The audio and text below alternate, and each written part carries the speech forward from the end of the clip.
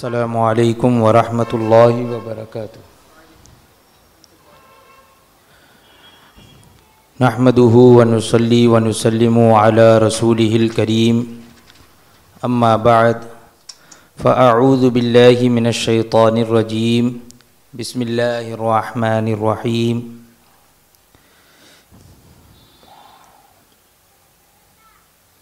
قل لا يعلم من في السماوات والأرض الغيب إلا الله،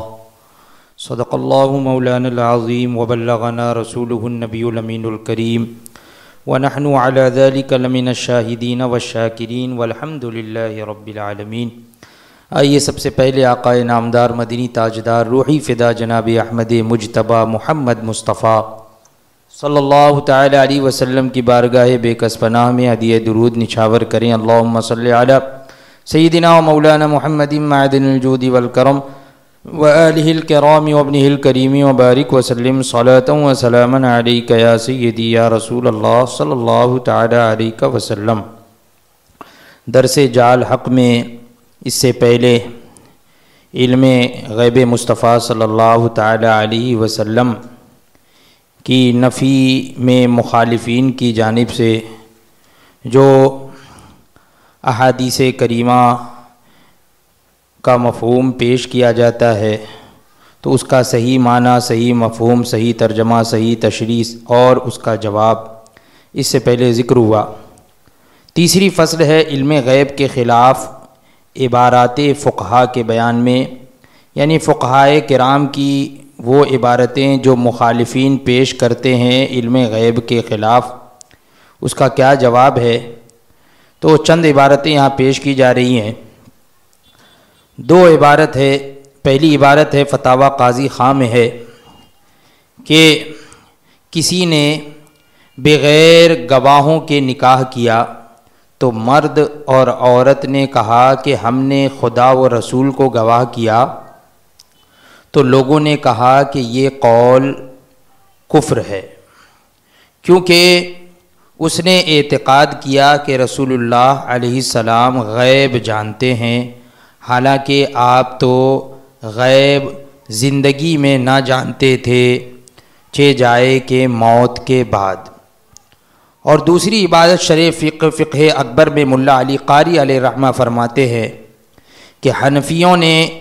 صراحتاً ذکر کیا ہے کہ یہ اعتقاد، یہ عقیدہ رکھنا کہ نبی علیہ السلام غیب جانتے تھے کفر ہے، کیونکہ یہ عقیدہ خدائے پاک کے اس فرمان کے خلاف ہے کہ قل لا يعلم من فی السماوات والارض الغیب الا اللہ، فرما دو آسمانوں اور زمینوں کا غیب خدا کے سوا کوئی نہیں جانتا۔ تو اب مخالفین کہتے ہیں کہ ان دونوں عبارتوں سے معلوم ہوا کہ حضور اقدس صلی اللہ تعالی علیہ وسلم کو علم غیب ماننا کفر ہے۔ اس کا جواب دیتے ہوئے حضرت علامہ مفتی احمد یار خان نعیمی علیہ رحمت و رضوان جال حق میں فرماتے ہیں کہ ان دونوں عبارتوں کا اجمالی اور الزامی جواب، یعنی الزامی جواب کا معنی یہ ہوتا ہے کہ سوال کرنے والے سے ہی سوال کر لو، اور اجمالی یعنی شارٹ میں جواب تو یہ ہے کہ مخالفین بھی حضور صلی اللہ تعالی علیہ وسلم کو بعض علم غیب مانتے ہیں، لہٰذا وہ بھی کافر ہوئے، کیونکہ وہ بھی تو حضور سے متعلق بعض علم غیب تو مانتے ہیں۔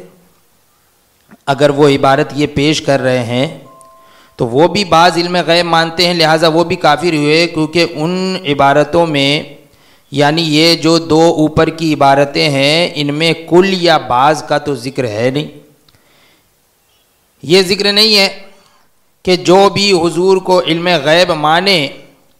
تو وہ کافر ہے، یعنی یہاں پر کل یا بعض کا تو ذکر نہیں،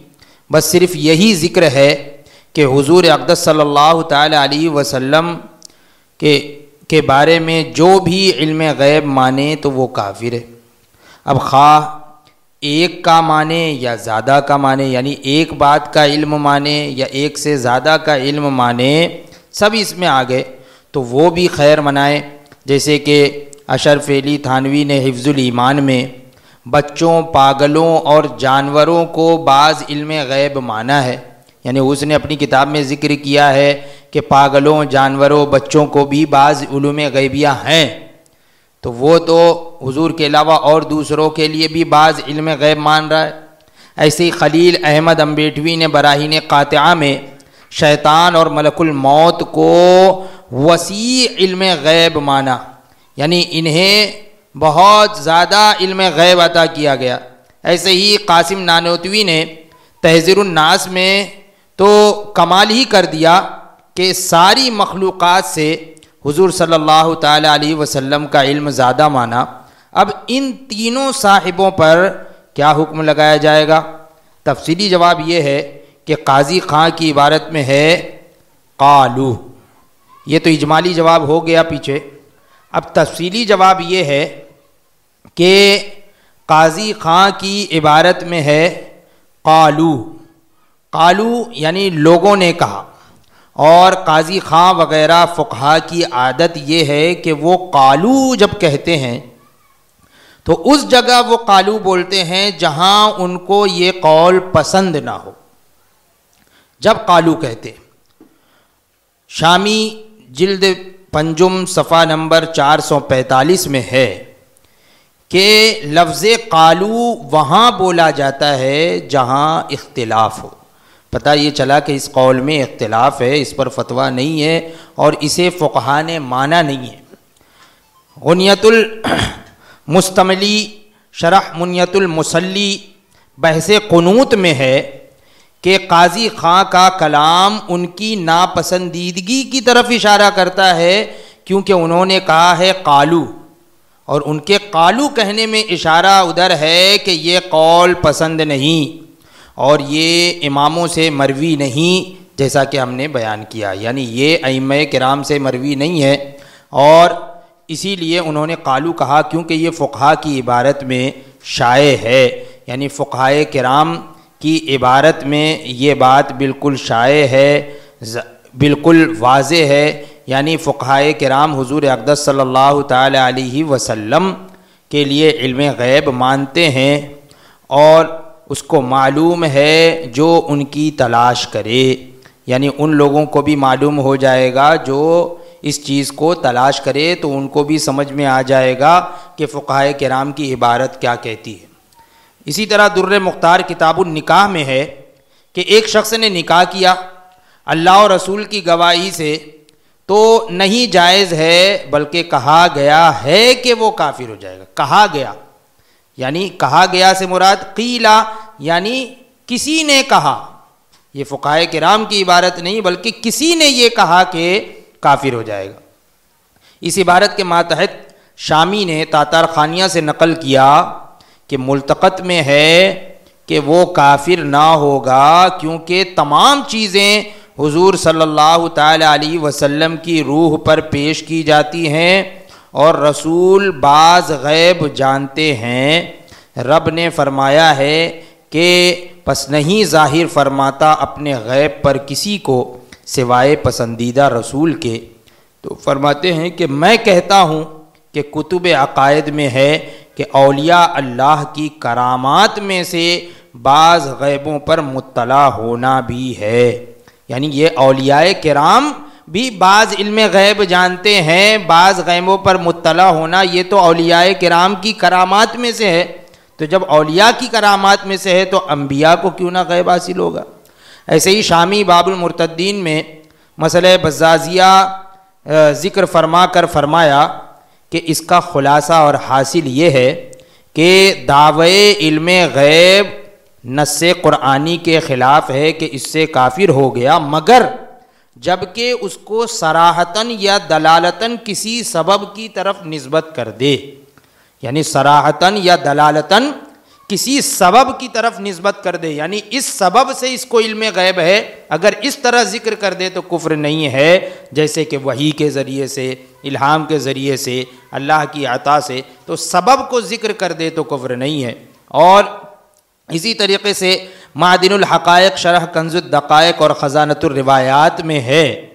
کہ مضمرات میں ہے کہ صحیح یہ ہے کہ وہ شخص کافر نہ ہوگا کیونکہ انبیاء کرام غیب جانتے ہیں اور ان پر چیزیں پیش کی جاتی ہیں، پس یہ کفر نہ ہوگا۔ تو ان عبارات سے معلوم ہوا کہ عقیدہ علم غیب پر فتوی کفر لگانا غلط ہے، بلکہ فقہا کا بھی عقیدہ ہے کہ حضور صلی اللہ تعالی علیہ وسلم کو علم غیب دیا گیا۔ ملا علی قاری کی عبارت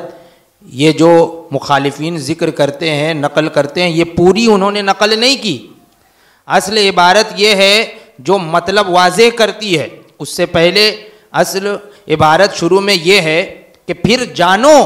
کہ انبیاء کرام غیب کی چیزوں کو نہیں جانتے سوائے اس کے جو ان کو اللہ نے بتا دی۔